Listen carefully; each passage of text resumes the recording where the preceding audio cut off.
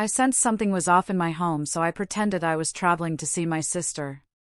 As I watched from a safe distance, an elderly neighbor touched my shoulder and whispered, "Wait until midnight, you will see everything." When the clock struck midnight, I couldn't breathe at what I saw. Can you imagine finding yourself at 64 years old, hiding in your neighbor's house, practically spying on your own home like a criminal? Because what I uncovered that night didn't just shatter my trust in my own family, it revealed the terrifying depths of greed, showing just how far the people you love can go when it takes hold of their hearts. My name is Eleanor, and for the last 40 years, this house has been my sanctuary, my history, my entire life, built brick by brick with my late husband. Every single corner here breathes our memories. The kitchen, where we'd make Sunday morning breakfasts, smelling of bacon and coffee. The living room, where we watched our son, Robert, grow from a rambunctious boy into a young man. The garden we cultivated with our own hands, each rosebush a silent testament to our love. When my husband passed away 7 years ago, Robert, my only son, insisted on moving in with his wife, Audrey. "So you won't be alone, Mom," he'd told me. At the time, I truly believed it was out of filial love, a comforting embrace in my grief. How incredibly naive I was. The first few months were quiet, almost happy. We'd share dinners, talk, and even laugh. Audrey was attentive, surprisingly affectionate. She'd help with groceries, cook my favorite pot roast or mashed potatoes. Robert would fix little things around the house that inevitably broke down. I remember thinking, what a blessing to have my family so close in my old age. But then, about 4 months ago, something shifted. It was like someone flipped an invisible switch. The smiles became mechanical, strained. Conversations felt forced. And then, the whispers started. At first, I dismissed it, convinced it was just my imagination, my age playing tricks on me. But the whispers were real. Every time I'd enter a room, they'd abruptly fall silent. Robert would quickly tuck away his phone with a swift, almost guilty motion. Audrey would change the subject with a tense, brittle smile. "What were you talking about?" I'd ask, trying to sound casual. "Oh, nothing important, Mom," Audrey would reply, her voice a little too sweet, starting to sound hollow to me. "Just work stuff," Robert would add, meticulously avoiding my gaze. Then, I noticed other unsettling details. The door to my old master bedroom, the one I'd converted into storage after my husband's death, was always locked now. It used to be open. "Why do you lock that room?" I asked one day. Audrey responded almost immediately, a little too quickly. "Oh, it's just a moisture problem, Mom. We don't want your things to get damaged." But I didn't recall ever giving them permission to touch that room, let alone talk about a moisture issue. And yet, when I walked down the hall at night, I could hear strange noises coming from behind that locked door. Footsteps. Muffled voices. Laughter, but not Robert's or Audrey's. One night, close to 11 p.m., I heard the unmistakable sound of the front door opening downstairs.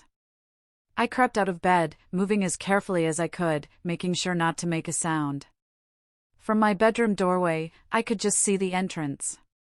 There, in the dim light, I saw Audrey greeting a young woman with a small suitcase. They spoke in hushed tones. The woman handed something over, cash, I realized, and Audrey quickly tucked it into her pants pocket. Then, with a practiced ease, she guided her down the hall, directly towards that room. The one with the supposed moisture problem. I heard the distinct click of a key turning, the door creak open, a sliver of yellow light spill out, and then, it closed again. The next morning, at breakfast, I pretended nothing was amiss. I just observed. Audrey prepared coffee, her perfect, unconvincing smile plastered on her face. Robert was engrossed in his phone, as usual. "Did you sleep well?" I asked, my voice surprisingly steady. "Very well, Mom," Robert mumbled without looking up. "Like babies," Audrey chirped, a little too brightly. Liars. Both of them. But I needed proof. I needed to know exactly what was happening in my own home before I dared to confront them. That same afternoon, while Audrey was out grocery shopping and Robert was at work, I tried to open the room's door. I had my own set of keys, of course. It was my house. But when I tried my master key, I felt a jolt of ice in my veins. They had changed the lock. Without telling me. They changed the lock on a room in my own house. My heart began to pound, a furious rhythm in my chest. Rage started to boil, a hot, acrid taste in my mouth. Who did they think they were? This was my property, my sanctuary. Every inch of this house belonged to me, legally. But rage, I knew, solves nothing. It only clouds judgment. So, I took a deep, shuddering breath and forced myself to think clearly. If they were hiding something this significant, I needed to uncover it without them ever suspecting I knew. I needed a plan.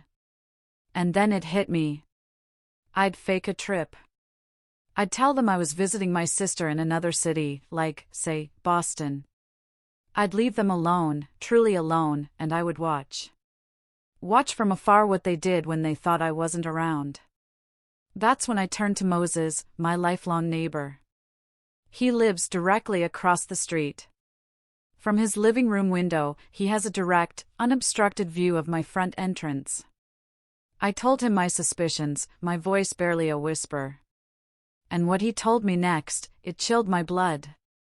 Eleanor, I've noticed strange things, too.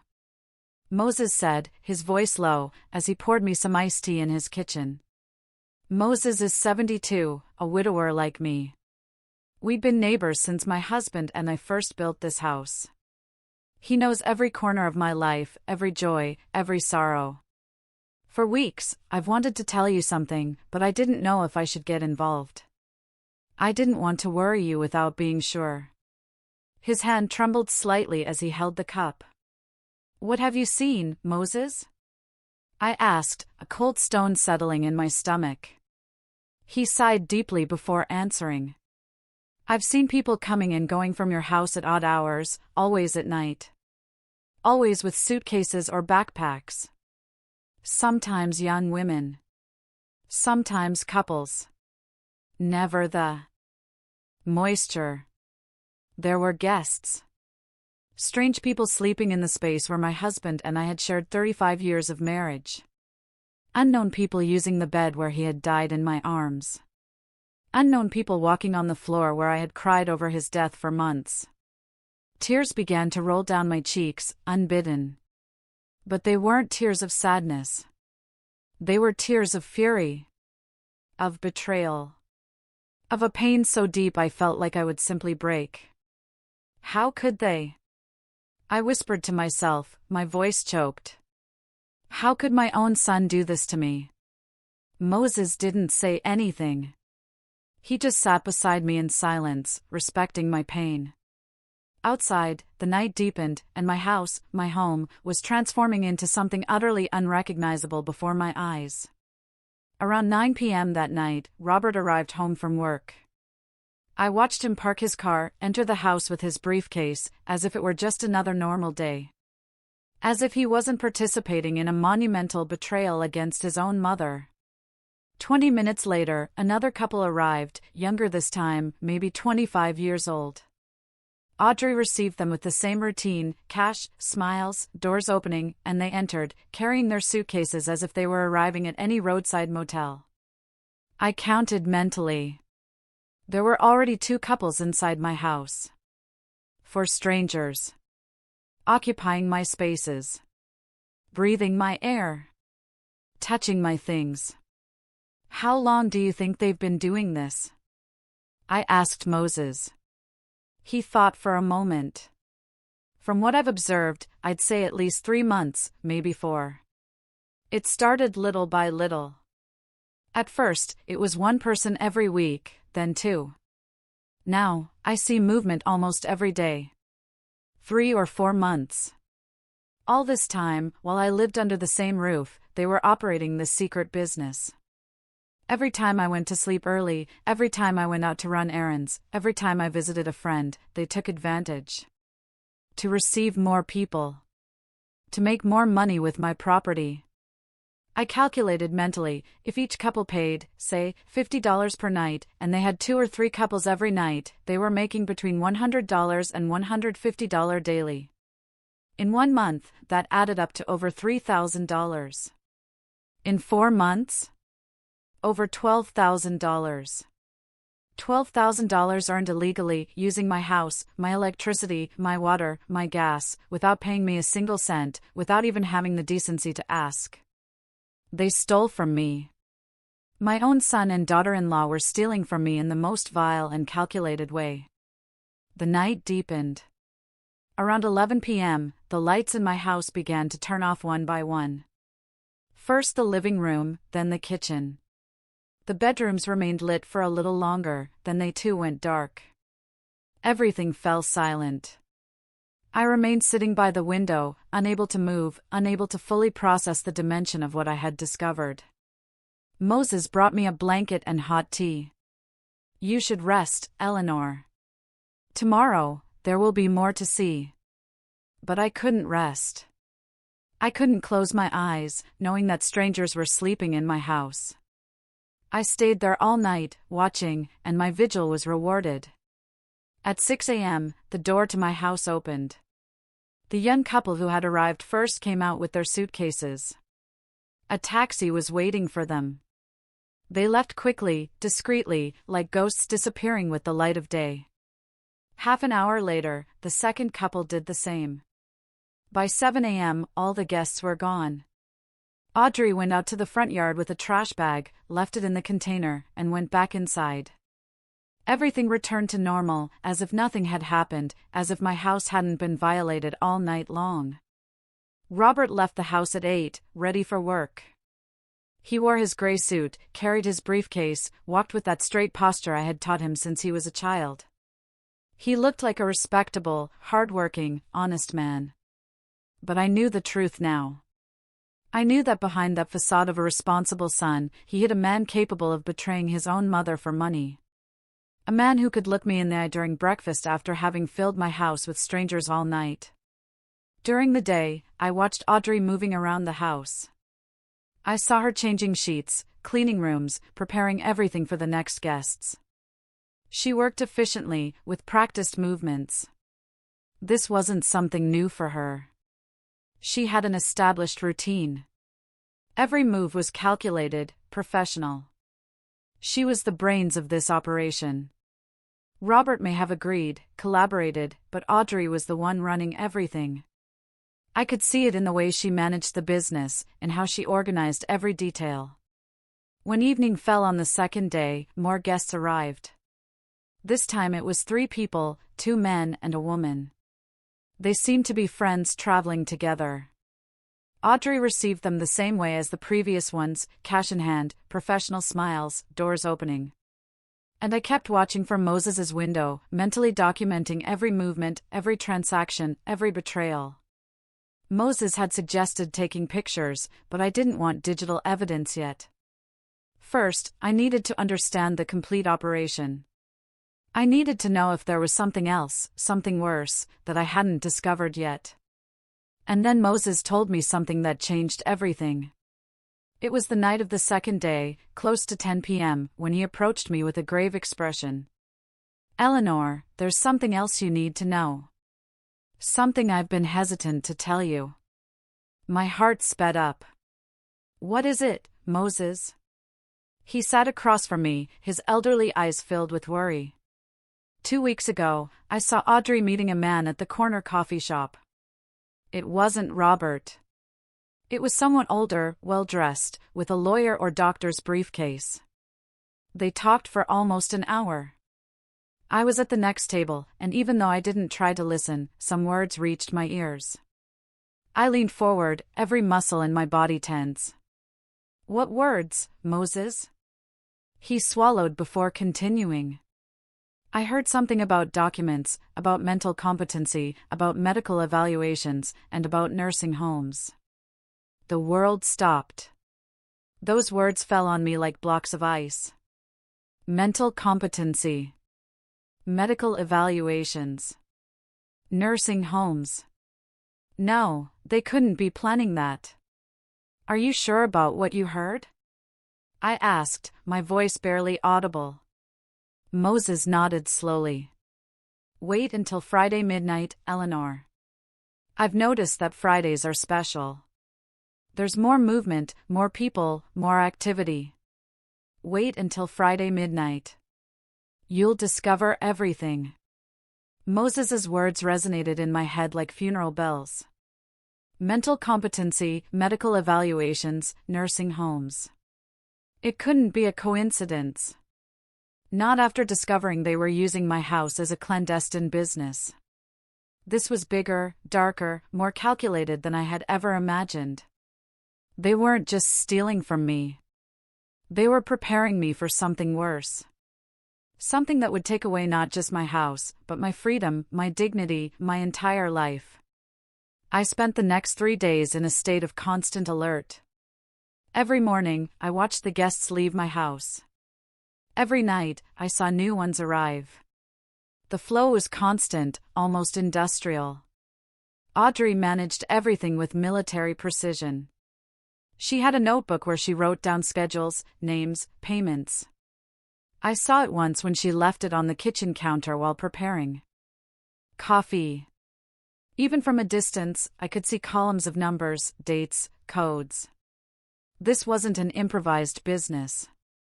It was a well-planned operation, with records, a system, months of preparation.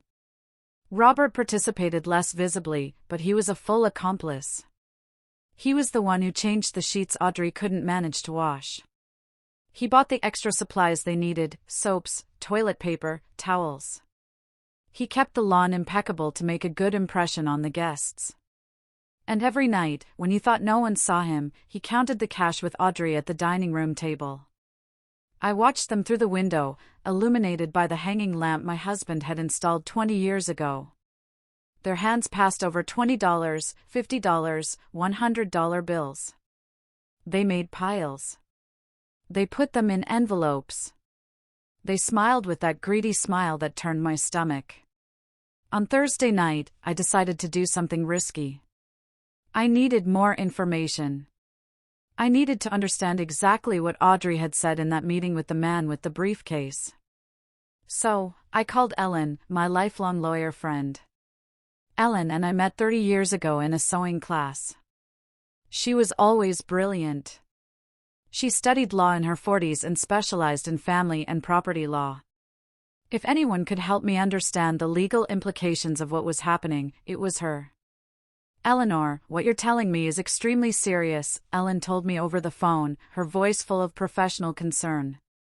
If they are operating a lodging business without permits, without paying taxes, without your consent as the property owner, they are committing multiple felonies, fraud, misuse of someone else's property, tax evasion. But what worries me more is what you mentioned about mental competency and nursing homes. Eleanor, does your son have any power of attorney over you? Any signed document that gives him authority over your decisions? I thought carefully. No, I said firmly. I never signed anything like that. All my documents are in my safe deposit box at the bank. Ellen sighed with relief. That's good. Very good. But listen to me carefully. The process is complex and requires real medical evaluations, psychological tests, court appearances before a judge. They can't simply declare you incompetent just because. But, if they have a corrupt doctor willing to falsify evaluations, if they have an unscrupulous lawyer who knows the legal loopholes, they could try it. And if they succeed, Eleanor, they can commit you to a nursing home against your will and take your house legally. Terror seized me. What can I do, Ellen? She thought for a moment. First, you need solid evidence of everything they are doing. Photos, videos, testimonies. Second, you need to protect your legal documents, make sure they can't access anything. Third, as soon as you have enough evidence, we file a formal complaint. I'll take care of the entire legal process. But Eleanor, you must be very careful. If they suspect you know anything, they could accelerate their plans. They could try something drastic. Her words chilled my blood. Something like, what? Ellen paused for a second before answering. Like drugging you so you appear confused in front of a doctor. Like creating situations where you seem unstable. Like fabricating evidence that you can't take care of yourself. I've seen cases like this, Eleanor, and they are more common than people think. I hung up the phone with trembling hands. Now I understood the magnitude of the danger. I wasn't just being stolen from. I was being prepared for a fate worse than death. Losing my autonomy, my home, my identity. Being declared incompetent, being locked up in a nursing home while my son and daughter-in-law kept everything I had built. And all under the guise of legality, with documents signed by doctors and lawyers, with a judge who would never know the truth. Friday arrived, the day Moses had marked as special. From early on, I noticed a difference in the atmosphere. Audrey was more active than usual. She cleaned the entire house, changed sheets in all the rooms, bought fresh flowers, and put them in vases all over the living room. It was as if she were preparing for something profoundly important. Robert arrived home from work earlier than other days. By 6 p.m., he was already home, helping Audrey with the final preparations. At 7, the parade began. It wasn't one or two couples like the previous days. They were groups. The first to arrive were 4 people, 2 young couples who seemed to be on vacation. They wore cameras around their necks and were speaking English. Audrey received them with an impeccably professional smile. She showed them the rooms. She took the payment. 30 minutes later, another group arrived, 3 middle-aged women with large suitcases. Then an older couple, maybe in their 60s. Then 2 single men who seemed to be on a business trip. I counted mentally. There were 11 people inside my house. 11 strangers occupying every available corner. The living room had become a common area. I watched through the windows as the guests mingled, talked, some preparing food in my kitchen. Audrey and Robert acted like hotel hosts, smiling, offering extra towels, recommending tourist spots in New York City. My house had transformed into a completely functional hostel. And I, the legal owner, was hidden, watching from the neighbor's house like a refugee in my own neighborhood. I've never seen so many, Moses murmured next to me. This is different. It's like a special night. He was right. Friday was the busiest day, probably because tourists arrived to spend the weekend. Audrey and Robert took full advantage. I calculated quickly, if each person paid $30 per night, they were earning over $300 just tonight. In a full weekend, almost $1,000. And they did this every single week. The hours passed slowly. I watched the guests eat dinner, talk. Some went out to walk around the neighborhood and returned. At 10 p.m., the lights began to turn off gradually. The guests retired to their rooms. Audrey and Robert cleaned the kitchen and the living room. Then they too went to sleep. The house fell silent. But Moses had told me to wait until midnight. That at midnight I would discover everything. So I waited. Every nerve in my body was tense, my heart beating so loudly I could hear it in my ears. Moses's wall clock marked the passing of time with a constant, almost hypnotic tick-tock. 11:30, 11:40, 11:50. Every minute felt like an eternity. Moses had fallen asleep on the couch, exhausted after days of vigil with me. But I was wide awake, my eyes fixed on my house, waiting. Waiting for that something Moses had seen before. That something that would reveal the whole truth. And then, when the clock struck midnight, my breath stopped. The side door of my house, the one that leads to the backyard and that we almost never use, opened slowly. A figure came out. It was Audrey. But she wasn't alone. Behind her came out a man I didn't know. A tall man, about 50 years old, dressed in dark clothing. He was carrying a briefcase in his hand. The same type of briefcase Moses had described when he saw Audrey at the coffee shop. My heart started racing. What was happening? Why was Audrey meeting this man at midnight? Why? Were they leaving through the back door like thieves? They walked toward the back of the yard, where the old shed my husband used as a workshop stood. Audrey took out a key, opened the padlock, and both entered the shed. The light flickered on inside. Through the shed's small, grimy window, I could see shadows moving. They were talking. They were gesturing. Audrey took something out of her purse. Papers, maybe. The man checked them with a small flashlight. Then he took something out of his briefcase. More papers. A thick folder. Audrey took them, reviewed them page by page. She nodded her head. They seemed to be reaching some kind of agreement. The meeting lasted almost 20 minutes. Finally, the man put everything back in his briefcase. Audrey turned off the shed light. They came out, but instead of returning to the house, they walked toward the back fence. There's a small door there that leads to the back alley. Audrey opened it. The man left through there and disappeared into the darkness. Audrey closed the door, secured the padlock, and returned to the house through the side door. Everything had lasted less than half an hour.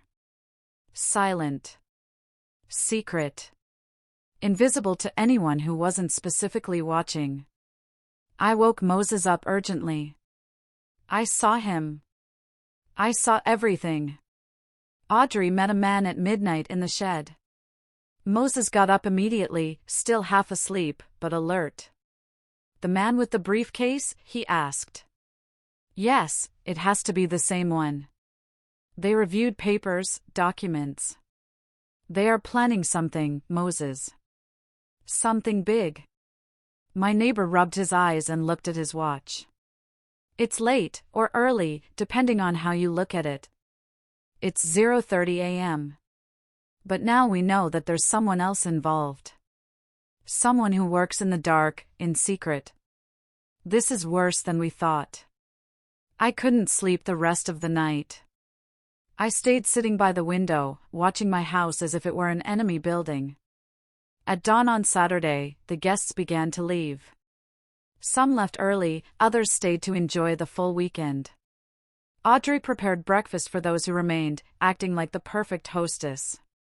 Coffee, toast, fruit, everything served with smiles and kindness. No one would have imagined that hours earlier she had been in a clandestine night meeting with a stranger. Robert left the house around 9 a.m. I saw him get into his car and drive away. Audrey stayed alone with the remaining guests. This was my opportunity. I needed to get into that shed. I needed to see if they had left anything. Any clue about what they were planning. I told Moses my plan. He tried to dissuade me. It's too risky, Eleanor.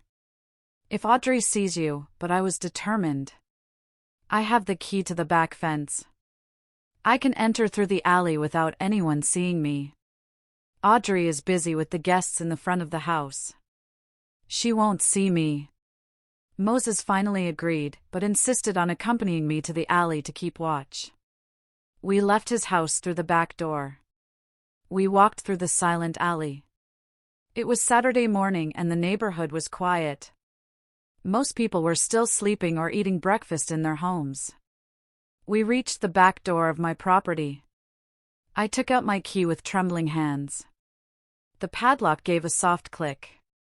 I entered my own backyard like an intruder, my heart pounding against my ribs. The shed was about 20 yards from the door. I walked crouched low, hiding behind the bushes I myself had planted years ago. Every step seemed too loud, every breath too strong. Finally, I reached the shed. The door had a simple padlock, one I knew well. It was the same padlock my husband had used for years. I searched for the right key. My fingers clumsily tried 3 different keys before finding the correct one. The padlock opened. I entered the shed and closed the door behind me. Sunlight filtered through the small, dirty window, creating dusty rays in the air. The place smelled of old wood and moisture. Rusty tools hung from the walls. Boxes stacked in the corners. Everything looked normal, intact. But then I saw something out of place. On my husband's old workbench, there was a metal box. It wasn't ours. I had never seen it before. It was gray, modern, with a digital lock. I approached slowly. The box was closed, but not locked. Just a simple latch that opened by pressing two side buttons. I tried it. Click. The box opened. And what I saw inside took my breath away. There were stacks of cash, American dollars in denominations of $20, $50, and $100. I counted quickly. There had to be at least $10,000 there, maybe more. All the money they had earned with their illegal business for months. But that wasn't the worst part. Beneath the money were documents. I took them out carefully and began to read them. The first was a rental agreement, a contract where my house appeared registered as a property available for temporary rental and tourist lodging. The owner's name read, Robert Vega. My son. But that was impossible. I was the legal owner. My name was on the deeds. How could he sign a contract as if he were the owner? I kept reading. There was a footnote in small print, legal owner in process of transfer documentation pending judicial procedure.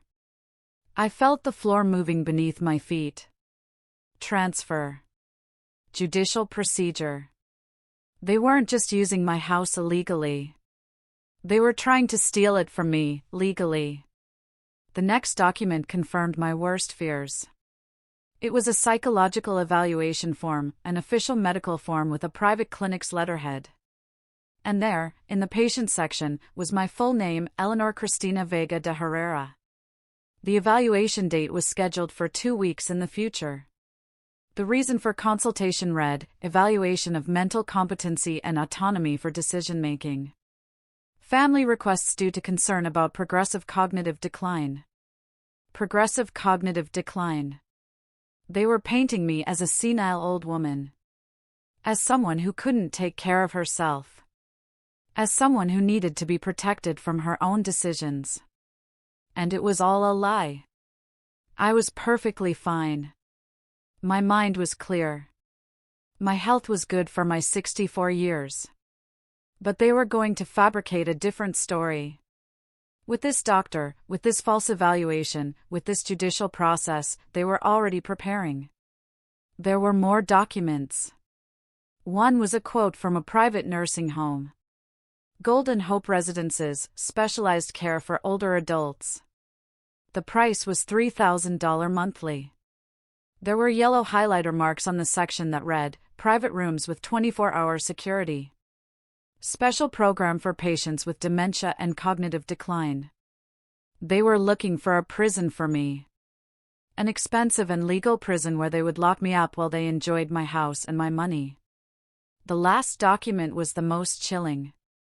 It was a broad power of attorney, a legal document that would give Robert total control over all my properties, bank accounts, and medical decisions. It was prepared, printed, ready to be signed. Only my signature was missing. And next to the document was a handwritten note in Audrey's handwriting. Dr. Lee Sandro confirms he can administer a mild sedative during the appointment. Signature will be obtained during a state of induced confusion. Witnesses already coordinated. Additional cost. $5,000. My hands were shaking so much I almost dropped the papers. They were going to drug me. They were going to take me to a corrupt doctor, give me some medication that would confuse me, and make me sign that power of attorney without understanding what I was doing, with paid witnesses who would say that I was in full control of my faculties. Everything legal on paper, everything false in reality. And once they had that power of attorney, they could do whatever they wanted with me. Sell my house, empty my accounts, lock me up in that nursing home. And I would have no way to defend myself because legally, I would no longer have control over anything. I heard voices outside. I froze. It was Audrey talking to someone. One of the guests, probably. They were close. Too close. I quickly took out my phone and took pictures of all the documents. Every page, every note, every detail. My hands trembled so much that some photos came out blurry, but I managed to capture the evidence. Then I put everything back in the box exactly as I had found it. I closed the box. I closed the shed. And I ran, crouched low, back to the back door. Moses was waiting for me in the alley with an expression of anguish. I thought they had discovered you. You were in there almost 20 minutes. I couldn't speak. I only showed him my phone with the photos. He looked at the screen, swiped image after image, and his face grew paler and paler. My God, Eleanor, this is a complete criminal scheme. They aren't just stealing from you. They are systematically destroying you. I nodded, tears I could no longer hold back rolling down my cheeks. I need to call Ellen. I need to do something now. I can't wait any longer. We returned to Moses's house. With trembling hands, I dialed my lawyer friend's number. It was early Saturday, but Ellen answered on the third ring. Eleanor, what happened? I told her everything. The photos, the documents, the complete plan. Ellen remained silent for a long moment after I finished. Then she spoke with a professional, controlled voice, but full of contained fury. Eleanor, this is planned kidnapping, document fraud, conspiracy to commit several serious crimes. With the evidence you have, we can stop them, but you need to act fast. If that medical appointment is in 2 weeks, it means they are going to accelerate everything soon. What should I do? I asked. Ellen took a deep breath. First, don't return to that house yet. Stay where you are safe. Second, tomorrow, Sunday, I need you to come to my office. We will bring in a trusted notary. We will make legal documents to protect your assets immediately. Third, on Monday, we will file a formal complaint with all this evidence. And fourth, she paused, a hint of steel in her voice, fourth, we are going to set a trap for them. A trap? I repeated Ellen's words, not fully understanding. My mind was still processing everything I had discovered in the shed. The false documents, the plan to drug me, the nursing home already quoted. Everything was too much, too dark, too calculated. Yes, Eleanor. A trap, Ellen confirmed firmly. They think you don't know anything. They think you are still traveling, trusting, and naive. That is your advantage. You have evidence that they don't know you possess now. We are going to use it strategically to ensure they face full legal consequences. We don't just want to stop them. We want them to pay for every part of their criminal plan. On Sunday morning, Moses drove me in his car to Ellen's office in Los Angeles. She was waiting for me with another man, the notary she had mentioned. His name was Henry. He was about 50 years old with a serious but kind face. Mrs. Vega, I am very sorry for what you are going through, he told me while shaking my hand. But I want you to know that we are going to protect your assets completely. When we finish today, your son will not be able to touch a single cent of your estate without facing immediate criminal charges. Over the next 3 hours, I signed documents, many documents. Ellen explained them one by one with patience. This is a revocable power of attorney. It cancels any power that might exist in Robert's name, existing or future. This other one is a declaration of full mental competency certified by a forensic psychologist who will come to evaluate you tomorrow. This is a new will that replaces any previous version and specifies that Robert is excluded as an heir due to fraudulent actions. And this last one is a preventative protection order that we will file with the judge on Monday. Each signature I put on those papers made me feel stronger, more in control. I was no longer the confused victim spying from the neighbor's window. Now I was a woman taking definitive legal action against those who tried to destroy me. And the trap? I asked when we finished with the documents. Ellen smiled. It wasn't a cheerful smile. It was the smile of a strategist preparing the final move in a game of chess. The trap requires your acting, Eleanor. You need to go home. My heart leaped. Go home? Not today, Ellen shook her head. Tomorrow night, you will return as if nothing had happened, as if you had really been traveling all week. You will arrive tired, happy to be home, without the slightest suspicion of what you have discovered. And for the next few days, you will act completely normal. Meanwhile, we will be working behind the scenes. Henry leaned forward and added, we will also contact the municipal authorities. A housing inspector will make a surprise visit to your house. If they find an illegal lodging operation, they can shut down the business immediately and apply severe fines. But there's more, Ellen continued, her eyes gleaming. I've been investigating Dr. Lee Sandro, the doctor mentioned in those notes. He has a questionable history. He has already been investigated twice by the medical board for unethical practices. With your complaint and the photographic evidence, we can initiate a formal investigation against him, too. If they discover he was willing to drug patients to obtain fraudulent signatures, he will lose his medical license and face criminal charges. The magnitude of the plan began to take shape in my mind. It wasn't just about stopping Robert and Audrey. It was about dismantling the entire network they had built. The corrupt doctor, the false witnesses, the illegal lodging business, everything. How long will all this take? I asked. Ellen looked at Henry before answering. The inspector can go this week, probably Wednesday or Thursday. The investigation of the doctor will take longer, but with your formal complaint on Monday, the process will begin immediately. And as for Robert and Audrey, she made a dramatic pause, the final confrontation will be when they least expect it, when they believe everything is going according to their plan. I spent the rest of Sunday at Moses's house, mentally rehearsing how I would act when I returned. I had to be convincing. I couldn't show anger, suspicion, or fear. I had to be the trusting mother returning happily from visiting her sister. The naive mother-in-law who knows nothing about what is happening in her own house. It was ironic. They had been acting in front of me for months. Now it was my turn to act in front of them. On Monday night, with a suitcase in hand and my heart beating like a war drum, I walked toward my house. Moses had driven me to the corner, but I walked the rest of the way so it would look like I arrived by taxi. I rang the doorbell. I heard hurried footsteps inside. The door opened. Robert was there, a flicker of surprise, quickly replaced by relief, on his face. Mom! We weren't expecting you until tomorrow.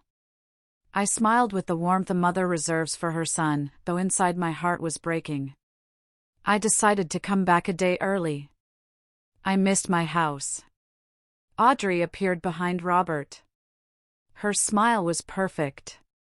Too perfect. Welcome back. How was the trip? I entered my house feeling like I was stepping into enemy territory. Everything looked normal, clean, tidy. No trace of the 11 guests who had occupied these spaces just 2 nights ago. Audrey had done an impeccable job erasing the evidence. The trip was wonderful, I lied with surprising ease. My sister spoiled me a lot, but you know, there's no place like your own home. They took my suitcase to my room. They prepared tea. They sat with me in the living room, asking for details of the invented trip. I responded with stories I had prepared, adding convincing details about restaurants my sister and I supposedly visited, about walks we took, about conversations we had. Robert and Audrey listened, nodded, smiled. But I could see something behind their eyes. Relief. Relief that I had returned without suspicion. Relief that their secret remained intact. The house looks very nice, I commented, looking around. You took care of it perfectly. Oh, of course. Audrey responded quickly, perhaps too quickly.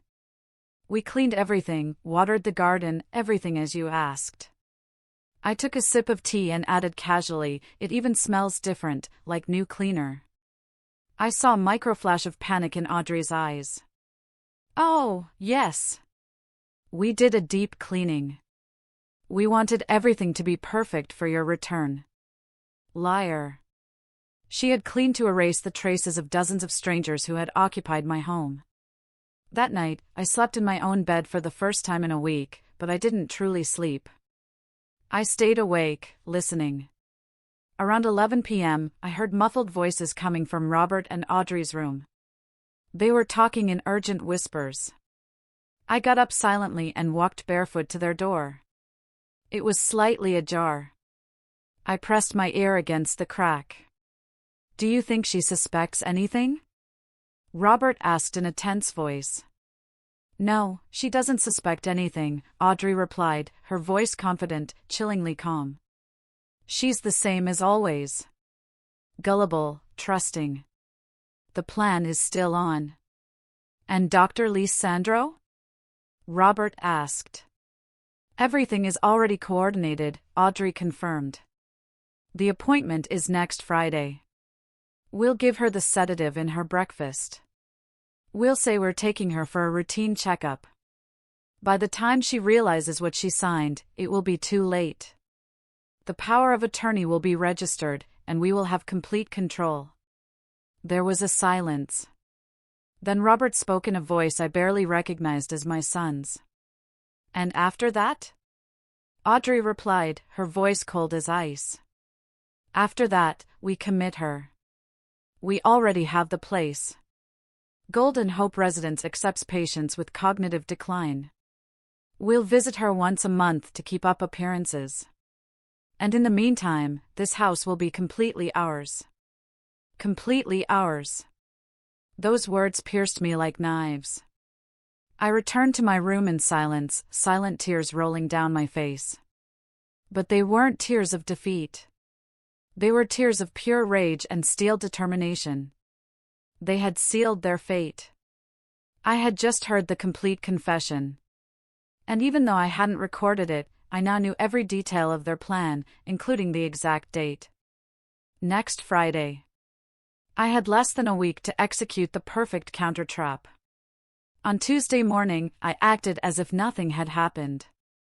I made coffee, prepared breakfast, and chatted with Robert and Audrey about trivialities. They were also acting. We were all actors in this macabre play where each one knew a different script. But I had an advantage. I knew they were acting. They didn't know I was doing it, too. As soon as Robert left for work and Audrey went out to the grocery store, I called Ellen from my room with the door closed. I told her word for word what I had heard the night before. Perfect, she said with satisfaction. Friday is the appointment with the corrupt doctor. That gives us time. The municipal inspector will visit your house on Thursday. It's better that it is before they try to drug you. Do you think they will receive guests this week? I thought for a moment. Probably Thursday and Friday night. They always have more movement on those days. Ellen paused thoughtfully. Then we will coordinate the inspector's visit for Thursday night, when the house is full of living evidence. Over the next 2 days, I maintained my perfect performance. I acted like the sweet, trusting grandmother. I asked Audrey if she needed help with anything. I offered Robert his favorite cookies that I baked specially. They seemed relaxed, convinced that their plan remained intact. On Wednesday night, Audrey even showed me a brochure. Mom, I found this health center that offers preventive checkups for people your age. How about I take you on Friday? It's free for seniors. Free? Liar. They were going to pay $5,000 for that checkup. I feigned genuine interest. A checkup? Well, that wouldn't be bad. I haven't been to the doctor in a while. I'll go with you. I nodded sweetly, while inside my blood was boiling. She was closing her trap, without knowing that I had already closed a bigger trap around her. On Thursday afternoon, while Audrey and Robert were preparing the house for the night's guests, my phone vibrated. It was a message from Ellen. Inspector confirmed for 9 p.m. Police will be on standby nearby. Stay in your room when he arrives. We'll take care of everything. My heart started beating faster. Tonight, their world would begin to crumble. As expected, the guests began to arrive around 7 p.m. that night. First, a young couple with large backpacks, then 3 women who seemed to be on a girls' trip, then a lone businessman with a briefcase and small suitcase. By 8:30, there were 7 strangers, obviously occupying my house. Audrey played her role as the expert hostess. Robert helped with the bags. He showed them the rooms. He smiled professionally. I was in my room, supposedly reading, but in reality, I was waiting, watching the clock. Every minute felt like an hour. 8:40. 8:50, 5 minutes to 9. And then I heard the sound I had been waiting for. The doorbell. Firm. Authoritative. It wasn't the doorbell of an expected guest. It was the doorbell of someone with authority. I heard hurried footsteps.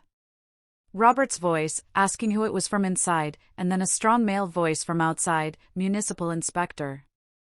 Open the door, please." Silence. A heavy, dense silence. Then the sound of the door opening slowly. "Inspector, is there a problem?" Robert asked in a voice that tried to sound calm but utterly failed. "We received an anonymous complaint about an illegal lodging operation at this address. I need to inspect the property. There must be a mistake." I heard Audrey's voice, more high-pitched than normal. "This is a private residence. We don't operate any business." The inspector replied with a professional but inflexible tone. "Then you won't mind if I verify. I have an inspection order signed by the municipal judge. If you don't voluntarily let me in, I will return with the police and a search warrant." There was another silence. Then Robert yielded. "Of course, Inspector, come in." I peeked just a crack out of my door. I could see part of the living room. The inspector was a man in his 40s, dressed in an official municipal shirt, clipboard in hand. Behind him was another younger man, probably his assistant, with a camera. They began to walk through the house. The inspector asked questions. "How many people reside here permanently?"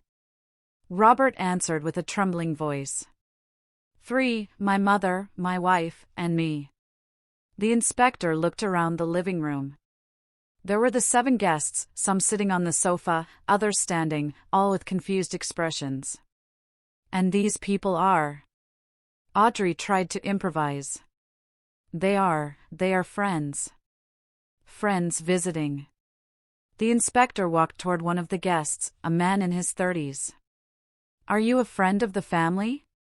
The man, honest or perhaps nervous, replied, "No, sir. I reserved a room online. I paid $35 a night." Robert's face went pale. Audrey tried to intervene. "He's confused, Inspector. I don't know what he's talking about."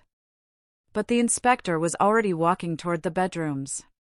He opened the door to what had been my master bedroom. Inside were the 3 women with their suitcases open, clothes on the bed, toiletries in the private bathroom. "And these ladies are friends, too?" Audrey's silence was answer enough. The inspector took out a measuring device from his briefcase. He began to count the occupied rooms, taking photos of each one. His assistant documented everything with the camera. Room 1 occupied by 2 non-residents. Room 2 occupied by 3 non-residents. Room 3 occupied by 1 non-resident. Shared bathrooms showing multiple use. Kitchen with utensils for more than 3 people. Extra towels piled in the hallway. Every sentence was another nail in the coffin of their illegal business. Robert attempted one last defense. "Inspector, this is a misunderstanding. Perhaps we occasionally help acquaintances who need lodging, but it's not a business." The inspector interrupted him. Do you charge money for that lodging? Robert hesitated. Well, sometimes we receive a voluntary contribution for expenses. The inspector shook his head. That's called a business. A lodging business. And to operate a lodging business, you need a commercial license, a tourist operating permit, a fire safety certificate, a sanitation certificate, and payment of corresponding taxes. Do you have any of those documents? The silence was absolute. Audrey and Robert looked at each other, defeated. They knew they had nothing. The inspector continued, according to the municipal code, operating a commercial lodging business without permits constitutes a serious violation. The fine is $10,000. Furthermore, I must inform you that the tax authorities will be notified about undeclared income. And since this property is registered in the name of, he looked at his papers. Eleanor Cristina Vega de Herrera, who according to records has not authorized any commercial activity, this could also constitute fraudulent use of someone else's property. I felt it was the moment. I opened my bedroom door and stepped out. All eyes turned toward me. The guests confused, the inspector with a professional expression, and Robert and Audrey with faces of pure terror. Good evening, I said with a calm voice, though my heart was hammering. I am Eleanor Vega, the owner of this property. The inspector nodded respectfully. Mrs. Vega, did you authorize the operation of a lodging business on your property? I took a moment, looking directly into the eyes of my son and daughter-in-law. No, Inspector. I authorized nothing. In fact, I just discovered this situation a few days ago. Audrey took a step toward me. Mom, I can explain. I raised my hand, stopping her cold. I don't want explanations, Audrey. Not now. I turned to the inspector. What happens now? He closed his clipboard. The current guests will have to vacate the property immediately. We will give them 30 minutes to gather their belongings. Your son and daughter-in-law will receive the official fine notification and will have to appear before the municipal judge next week. I have also notified the police. There are 2 officers outside in case additional assistance is needed for the eviction. The next 30 minutes were chaotic. The guests collected their things hastily, some demanding refunds from Audrey. She had kept the cash in her purse and had to return it under the watchful eye of the inspector. Robert remained paralyzed, unable to speak, watching as his illegal business crumbled in minutes. When the last guest left, the inspector handed me a copy of the official report.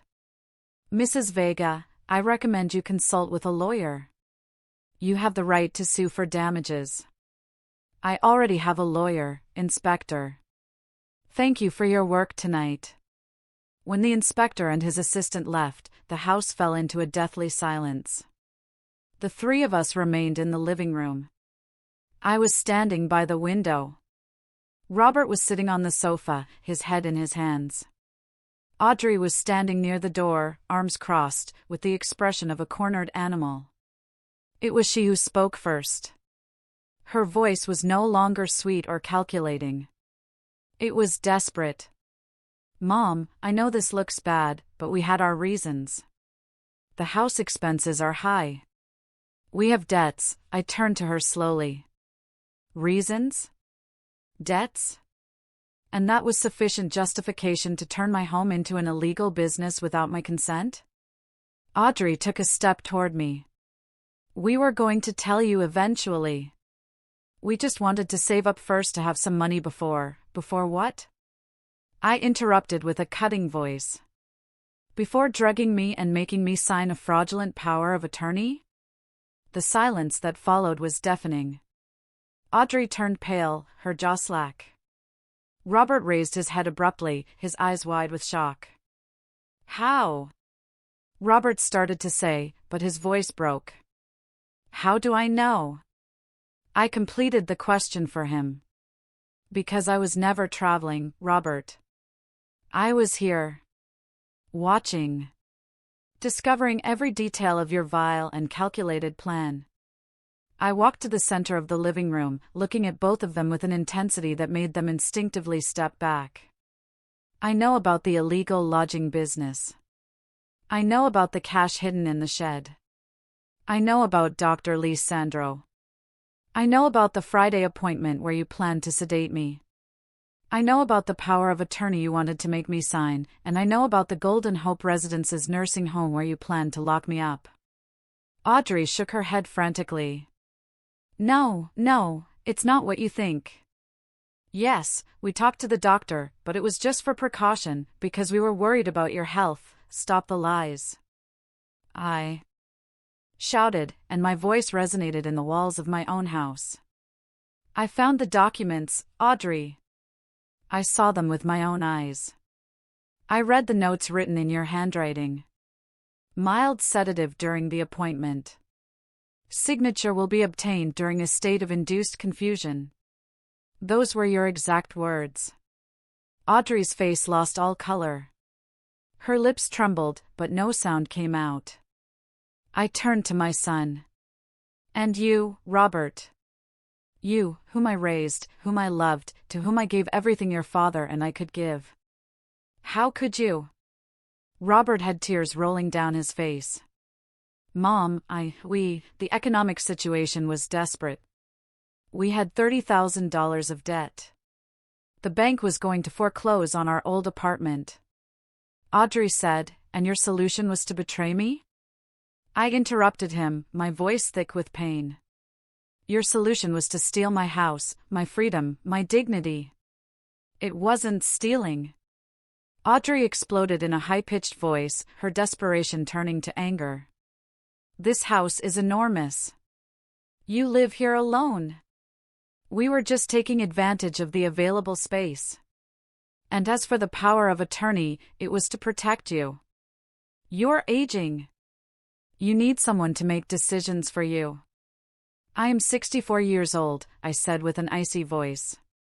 Not 80, not 90. 64. My mind is perfectly clear. My health is good. I don't need anyone to make decisions for me. What you were planning was not protection.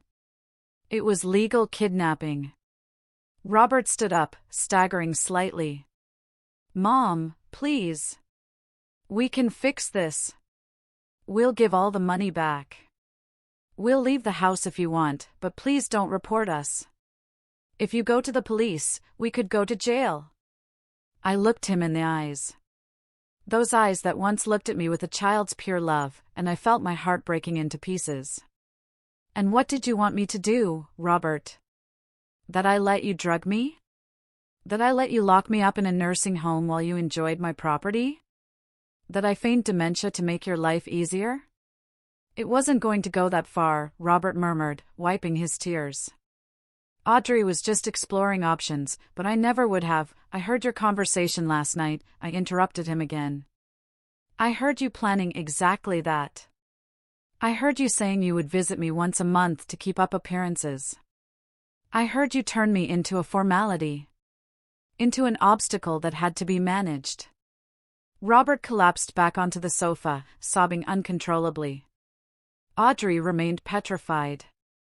Her mask of the perfect daughter-in-law was finally, completely destroyed. I took a deep breath, trying to maintain my composure. Tomorrow is Friday. You had planned to take me to Dr. Lisandro at 10 a.m. Obviously, that is not going to happen. What is going to happen is this: you are going to pack your things, and you are going to leave my house. You have until tomorrow at noon. Audrey reacted immediately. Evict us? Where are we going to go? You should have thought about that before you betrayed me, I replied, my voice devoid of emotion. You have family. You have friends. Figure it out. Mom, please. Robert pleaded. We can't leave like this. We don't have money for a rental deposit. We have nothing. You have $10,000 in the box in the shed, I pointed out. The money you earned illegally with my property. You can use it for your deposit, although you will probably need to save it to pay the municipal fine and lawyer's fees. Audrey turned to me with blazing eyes. There were no longer pleas. You know what? Fine. We will leave your precious house. But don't think this ends here. We will get a lawyer. We will fight the fine, and we will sue for wrongful eviction. I smiled without humor. Go ahead, Audrey. Get a lawyer. But I warn you that my lawyer is very good, and she has photographic evidence of every fraudulent document, every criminal plan, every detail of your illegal operation. She has photos of the hidden cash, the false contracts, the notes about drugging me. Do you really want to go to court with that? Audrey's face completely crumbled. She finally understood. She was completely defeated. I had played the game better. While they were planning to destroy me, I was 2 steps ahead. There is something else you need to know, I continued, a chill in my voice. My lawyer has already filed documents revoking any power of attorney that might exist in my name. She filed a declaration of full mental competency, certified by a forensic psychologist, and she filed a new will where Robert is specifically excluded as an heir due to his fraudulent actions. Robert raised his head abruptly. You disinherited me? His voice was a mixture of shock and pain. What did you expect? I replied with a tired voice. That I would reward you for trying to destroy me? The rest of the night was tense and silent. Robert and Audrey locked themselves in their room. I sat in the living room, exhausted but relieved. Around midnight, I heard sounds of suitcases being dragged. They were packing. Reality had finally penetrated their heads. The next morning, Friday, I woke up early. I made coffee just for myself. I sat by the window, watching the sunrise over the garden that my husband and I had cultivated together. At 9 a.m., Robert and Audrey came down with 4 large suitcases. They didn't look at me. They loaded everything into their car in silence. Robert returned one last time. He left the house keys on the entrance table. For a moment, I thought he would say something. Maybe an apology. Maybe a final plea. But he only looked at me with empty eyes and left. I heard his car engine start. I heard the tires on the pavement driving away. And then, silence. My house was empty. I was alone. I remained seated in the living room for a long time after they left. The house felt different, bigger, quieter, but also more mine than ever. I walked through every room slowly, reclaiming every space that had been violated by strangers. I opened the windows to let in fresh air. I stripped the sheets from all the beds that had been used by the guests. I would take them to be washed, but I honestly considered burning them. Some memories don't deserve to be preserved. Around noon, Moses knocked on my door.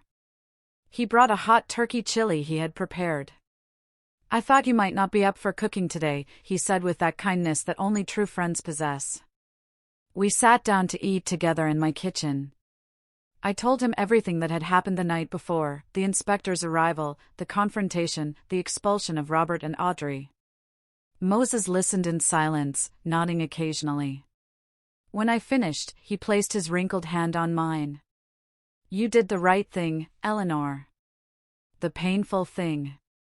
But the right thing. Why does it feel so awful then? I asked with a broken voice. Because it was your son, Moses replied with the wisdom of his 72 years. Because a mother's love doesn't simply go out just because the son betrays.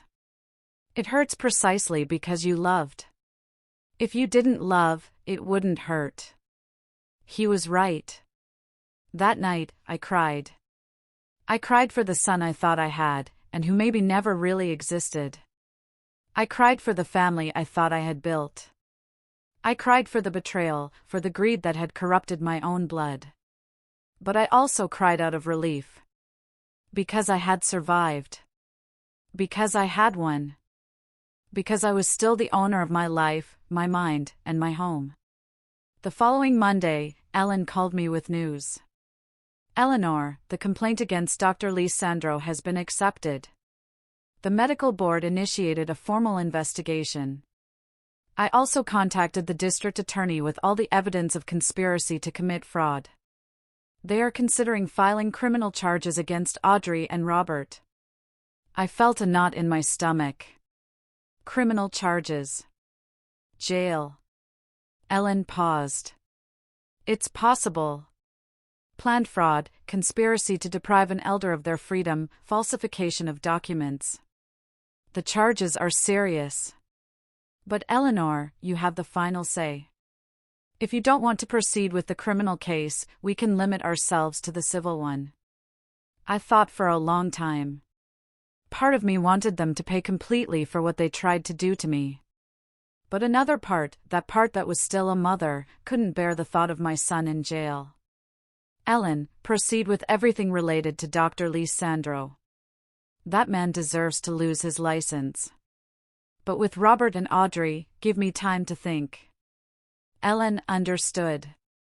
You have a month before the window to file criminal charges closes. Think about it carefully. 2 weeks later, I received a letter. It was from Robert. The envelope was crumpled, as if it had been written and rewritten several times. With trembling hands, I opened it. The handwriting was my son's, but the words were those of a broken man.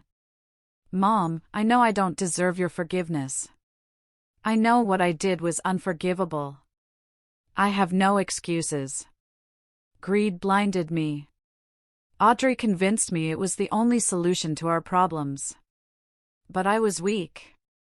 I allowed it to happen. I participated. And now I live every day with the burden of knowing that I betrayed the person who loved me most in this world. The letter continued, we broke up, Audrey and I. I couldn't stay with someone capable of planning something so vile. I moved alone into a small apartment. I lost my job when the scandal became public. I'm working construction now, paying off the debts little by little. I'm not writing to ask for forgiveness. I don't deserve it. I just wanted you to know that I'm sorry. That if I could go back in time, I would change everything. That the memory of what I did to you haunts me every night. The letter ended simply, I loved you. I love you, and I regret having lost you. Your son, who no longer deserves to be called that. Robert. I cried as I read those words. Part of me wanted to tear up the letter and forget. But another part, that maternal part Moses had mentioned, felt my son's pain. It didn't justify his actions. It would never justify them. But it was real pain. Real repentance. Or at least I wanted to believe it was. I put the letter in a drawer. I wasn't ready to answer. Maybe I never would be, but I couldn't throw it away either. A month later, I had to make the decision about the criminal charges. I sat down with Ellen in her office. If I proceed with the charges, what would happen? I asked. She was honest with me. Probably 2 to 5 years in jail for both of them. Audrey more time because she was the main architect of the plan. Robert perhaps less if he cooperates. They would have permanent criminal records, difficulty finding work in the future. Basically, their lives would be marked forever. I took a deep breath. And if I don't proceed? Ellen leaned forward. The municipal fine is still standing. They will have to pay it. Dr. Lisandro will lose his license regardless of what you decide about Robert and Audrey. And civilly, they are already legally prevented from coming near you or your property. I closed my eyes. I thought about my husband, what he would have wanted. I thought about the boy Robert once was before greed corrupted him. I thought about the kind of person I wanted to be at the end of my life. I will not file criminal charges, I said finally. Ellen nodded without judgment. Are you sure? No, I admitted. But it is what I can live with. They will have to live with what they did. That is enough of a prison. Ellen smiled faintly. You are more generous than they deserve, Eleanor. 6 months have passed since that night when the inspector knocked on my door. The house is truly mine again now. I hired a professional cleaning company that meticulously eliminated all traces of the guests. I painted the walls new, vibrant colors. I donated the furniture that had been used by strangers and bought new, comforting pieces. I converted my old master bedroom into an art studio. I always wanted to paint, and now I have the time and peace to do it. Moses is still my neighbor and my best friend. We eat dinner together twice a week. He helped me install a security system in the house. Not because I am afraid, but because I now value my privacy more than ever. Ellen became more than my lawyer. She is my confidant, my legal protector, my friend. I made sure to update my will, leaving something to her for everything she did. And Robert? I haven't heard from him directly since that letter, but through mutual acquaintances, I know he is still working in construction, that he is slowly paying his debts, that he lives alone. There are days when I think about answering his letter. There are days when I think about calling him. But then I remember the box in the shed, the documents about drugging me, the conversations about locking me in a nursing home, and the wound bleeds again. Maybe someday I can forgive. Not forget. I will never be able to forget. But maybe forgive. My therapist says that forgiveness is not for the person who hurt you. It is for yourself. To free yourself from the weight of hatred. I am working on that, slowly, painfully, but working. One afternoon, while painting in my new studio, Moses came to visit me. He stood looking at my work in progress. A garden full of flowers of all colors, warm and vibrant, no cold tones. It's beautiful, he commented, his voice gentle. Thank you, I replied. It's my way of healing. Each brushstroke is a piece of my life that I reclaim. He smiled. You know what? You survived something that would have destroyed many people. You are stronger than you think, Eleanor. That night, as I prepared for sleep in my quiet but safe house, I thought about everything that had happened. The fake trip, the night spying from Moses's window, the shed and its terrifying secrets, the midnight moment when my breath stopped at seeing the complete truth, the confrontation, the victory, the pain, the loneliness that came after. I looked at myself in the mirror. I saw a 64-year-old woman with more wrinkles than before, with sadder but also wiser eyes. I saw a survivor. I saw someone who had been betrayed by the one she loved most and yet was still standing. I realized that night that love can be the perfect disguise for a trap, I whispered to my reflection. But I also learned that self-love is the strongest shield against any betrayal. I turned off the light and lay down in my bed, in my house, under my roof. Alone, yes. Hurt, of course. But free. Owner of my destiny. And that, after everything I had lived through, was enough. What would you have done in my shoes? Have you ever faced such an unthinkable betrayal from someone you loved? Tell me what you think in the comments below, I really want to know.